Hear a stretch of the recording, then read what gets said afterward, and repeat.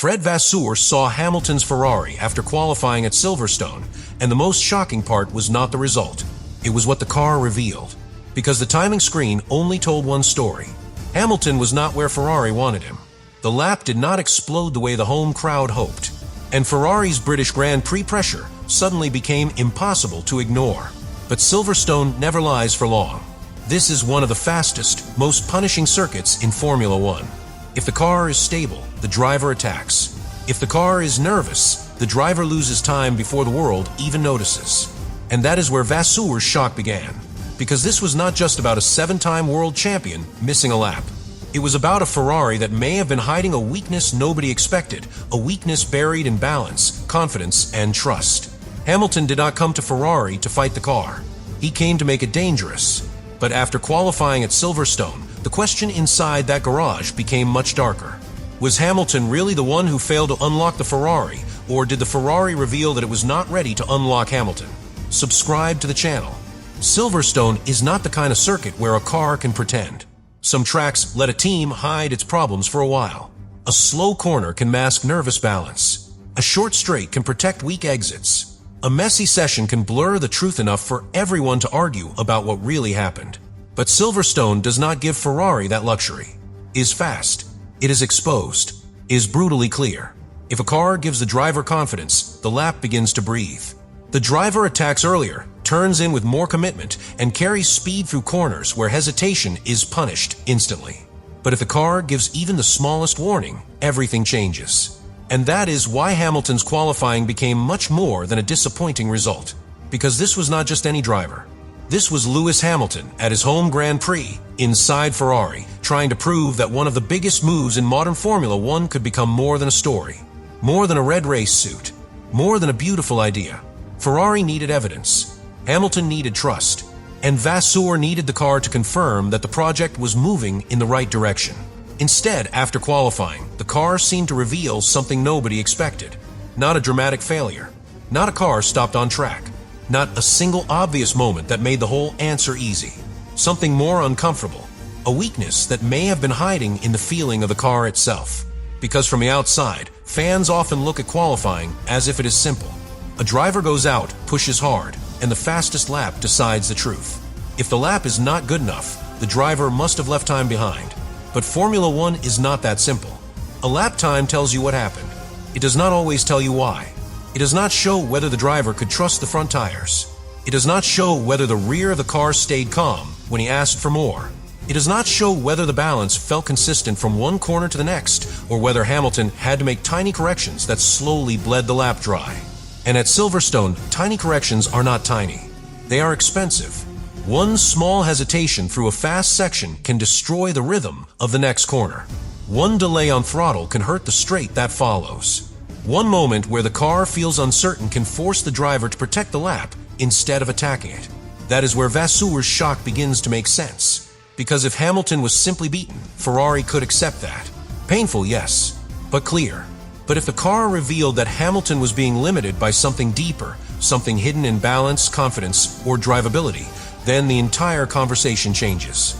It stops being, why did Hamilton not deliver? And it becomes, why could the Ferrari not give Hamilton the platform he needed? That question is dangerous, because Hamilton has built his career on extracting performance from pressure. He knows how to drive imperfect cars. He knows how to manage tires. He knows how to work around limitations when the situation demands it. But there is a difference between a car that is difficult and a car that is unclear. A difficult car can still be trusted. An unclear car makes the driver guess. And guessing at Silverstone is brutal. Imagine running down a staircase in the dark. You might still move quickly, but if you are not completely sure where the next step is, your body will protect you. You hesitate before you even decide to hesitate. A Formula One driver feels the same thing. If the car gives an uncertain signal, the hands react. The foot waits. The throttle comes later. The line becomes safer. And the stopwatch punishes every single one of those choices. Not because the driver lacks courage, because the driver is listening. And Hamilton is one of the best listeners Formula One has ever had.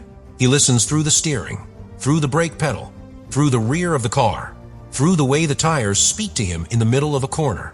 He knows when a lap is ready to be taken, and he knows when the car is asking him to leave margin. That is why Ferrari could not simply look at the result and move on. Vasseur had to look deeper. He had to ask whether the car was actually giving Hamilton permission to drive at the limit, or whether it was holding something back at exactly the point where Silverstone demands full commitment. Because this circuit is not built for half-trust. Through the fastest corners, the driver cannot wait to see if the car will behave. He has to believe before the answer arrives. He has to turn in with conviction. He has to carry speed while the margins disappear around him. If the car answers cleanly, the lap feels alive. If it does not, the lap begins to die before the timing screen shows it. And that may be what shocked Vasseur. Not that Ferrari lacked ambition, not that Hamilton lacked desire, but that the connection between driver and car may not have been strong enough when the pressure reached its highest point. That is a frightening discovery for a team like Ferrari, because Ferrari is not judged like a normal team. When Ferrari misses, the whole sport leans in. Every expression becomes evidence. Every driver comment becomes a signal. Every team principal reaction becomes part of the story. And with Hamilton involved, everything is louder. A 7-time world champion in red is not a normal storyline. It carries history. It carries expectation. It carries the promise of something huge. But promises do not win qualifying. The car does. The setup does. The tires do. The communication between driver and machine does. And if that communication breaks down even slightly, the result can look far worse than the raw potential of the car. That word is important. Potential. Ferrari has lived with that word for too long. Potential means the speed might be there. Potential means the car could be better than the result. Potential means the weekend was not hopeless. But potential can also become painful because it suggests something was available, and Ferrari failed to reach it. That is why Vasseur's discovery, whatever exact technical detail it involved, mattered so much. The source does not confirm a specific finding, so the honest point is not to invent it. The real point is the pressure of the unknown. Ferrari had a car that should have created confidence at Silverstone. Hamilton had the experience to recognize what was missing, and Vasseur had the responsibility to understand why the two did not fully meet. That is where the story becomes bigger than qualifying, because one difficult Saturday can be explained, but one unexpected weakness inside the car can become the start of a pattern. And patterns are what teams fear. A pattern means the same feeling may return at the next circuit. The same doubt may appear in the next qualifying session. The same conversation may happen again with different cameras, different rivals, and the same uncomfortable question waiting at the end. Can Hamilton trust this Ferrari when it matters most? That question is heavier than any single lap time. Because Hamilton did not join Ferrari to produce respectable explanations. He joined to make the car dangerous again. He joined to fight at the front. He joined because Ferrari and Hamilton together are supposed to feel like a threat to everyone else. But a threat needs more than speed in theory. It needs execution. It needs confidence. It needs a car that tells the driver, yes, you can push harder here. Yes, you can brake later here. Yes, you can carry more speed here. Yes, I will stay with you when the corner arrives faster than comfort allows. At Silverstone, Vasseur may have seen that the Ferrari was not saying yes loudly enough. And for Hamilton, that matters. Because the final part of a qualifying lap is not found with logic alone, is found with belief. A driver has to believe the car will reward commitment rather than punish it. He has to believe the rear will not step away when the speed is highest. He has to believe the front will respond when he asks for rotation. Without that belief, the last few tenths disappear. And those last few tenths are the difference between a headline and a headache. That is why the garage atmosphere after qualifying would have felt so tense. Not because Ferrari had no answers at all, but because the answers may not have been simple. A simple answer calms a team. A complicated answer creates meetings. It creates data reviews, setup debates, driver feedback sessions, questions about whether the issue came from tires, balance, track conditions, or the way the car behaved when Hamilton pushed beyond the safe window. And the more possibilities there are, the harder it becomes to restore certainty. That is the real damage of a mystery. It does not only explain the past, it infects the future. Suddenly, every future lap becomes a test. Every corner becomes a question. Every time Hamilton asks the car for full commitment, Ferrari has to wonder whether the same hidden weakness will appear again. And that is exactly what Vasseur cannot allow, because his job is not only to manage Ferrari's image, his job is to protect the belief inside the garage. Hamilton has to believe the team understands what he feels. The engineers have to believe they can turn that feedback into performance. The mechanics have to believe the changes matter.